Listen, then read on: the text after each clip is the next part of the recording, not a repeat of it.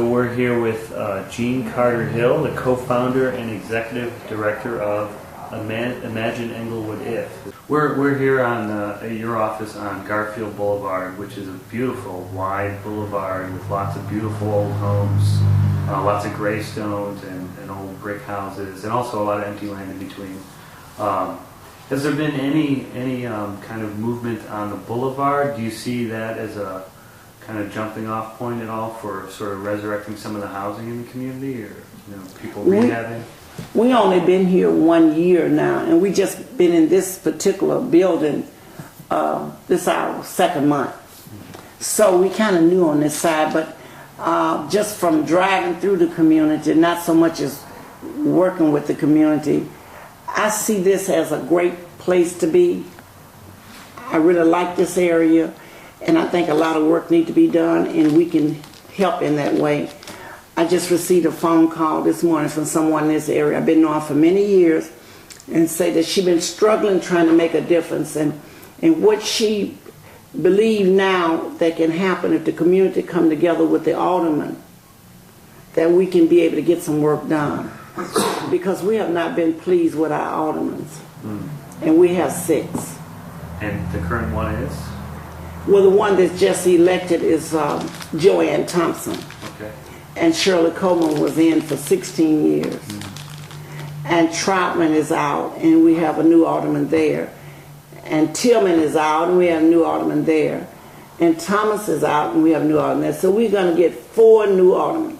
So the neighborhood is split up between how many wards? 6. 6 different wards. Does that hurt? Only city in this. Only neighborhood in the city with and that's unfortunate. Does that make issues, getting issues solved or worked on for you tough, because you have to deal with so many different governmental? That's true, because you don't get them together. Yeah.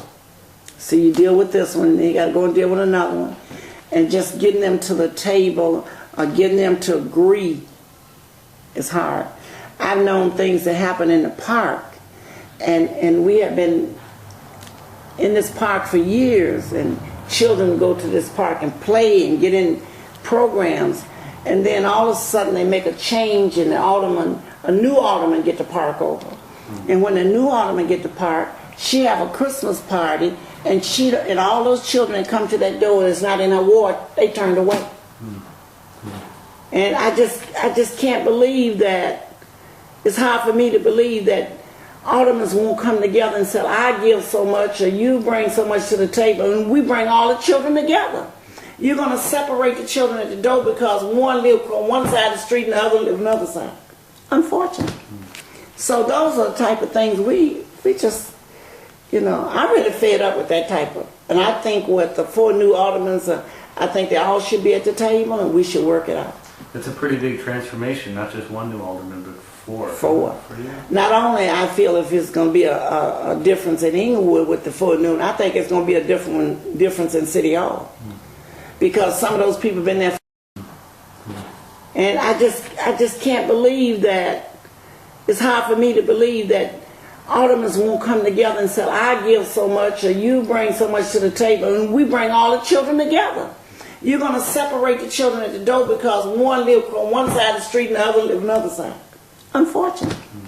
So those are the type of things we just, I'm really fed up with that type of. And I think with the 4 new aldermen, I think they all should be at the table, and we should work it out. It's a pretty big transformation, not just 1 new alderman, but 4. 4. Not only I feel if it's going to be a difference in Englewood with the 4 new, I think it's going to be a difference in City Hall. Because some of those people have been there forever sitting in that chair collecting that money. There's also a difference today between East Englewood and West Englewood, is that right? There's sort of 2 different parts of the neighborhood have sort of grown up over time, is that right? Yeah, it's 2 different. And half of the people out here, if you ask them, they don't know where they live. They just say Englewood. Right. So last summer I worked with a group of young people, and I made sure they all knew where Englewood and West Englewood was before they left. And what would the dividing line between those be? It's Racine. And would you say there's been more development or more sort of movement in recent years in East Englewood or West Englewood? Well, in 2007, more in West Englewood. West Englewood. Not so much. I shouldn't say more, because there are more houses being built in East Englewood. Regular Englewood has more than West Englewood.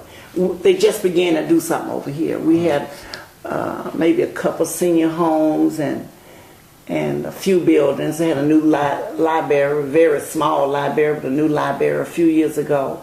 And then we got a new center for, it's called home care. It's a daycare center, and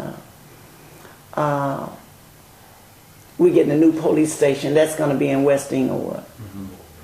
But Kennedy King is in Englewood, and St. Bernard Housing, and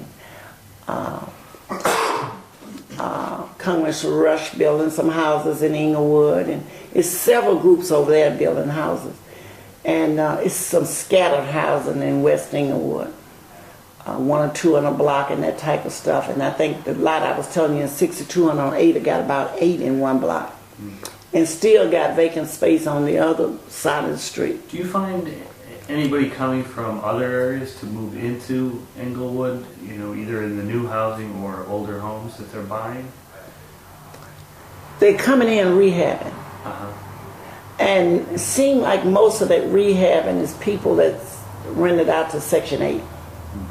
There's quite a few vacant buildings right now that was rehabbed, and people still rehabbing. There are 4 houses across the street from me, and I live in the 6100 block on Ada. And there's 4 houses boarded up that I say 6 years ago people lived in those homes. And now, just this week, I see they started some work there. They began to tear out, and I guess they get ready to fix them up. And when I see this happening, I would tell you 99% of this rehabbing is not us. It's people from outside the community. It's coming in and buying up the property. Some of them have 2 or 3. I talk to people and they rent from them. They don't fix it up and they rent. And that's what's really going on in the community now. Some neighborhoods directly east of you, I think, have seen a lot of people coming in from outside the neighborhoods. And when you go further east, there's an area that just sort of gets packaged as Bronzeville. It seems like this giant stretch. And they sort of used Bronzeville to kind of market the neighborhoods that probably weren't even part of Bronzeville traditionally. But it sort of has this kind of new identity, it seems like. But one of the things you have to fight is, as you said, there's sort of this perception of Englewood getting a lot of negative media attention. So how do you sort of combat that in terms of new blood in the neighborhood, bringing people in and property owners? We really haven't come together with how we would work together, find out who owns what, and get them involved. But it's going to happen soon because of the lead. We're working with the lead and the new laws for the lead, for the housing, and land laws need to be involved. So we'll be doing some classes around that, bringing information in for landlords to know the new laws and to follow them, and for parents to know their rights too, along with the landlord. So I think this lead, and I can just tell you how I look at it. I look at this lead bringing this community together, because it's affecting all of us. Between the lead, our failing schools, all these people that's incarcerated coming home, it's just so many ills, and the asthma, it's just a sick community, and we need to heal. So with all these things coming together now at one time, I think that's going to mean people have to come together, because they're the only one who can solve the problem.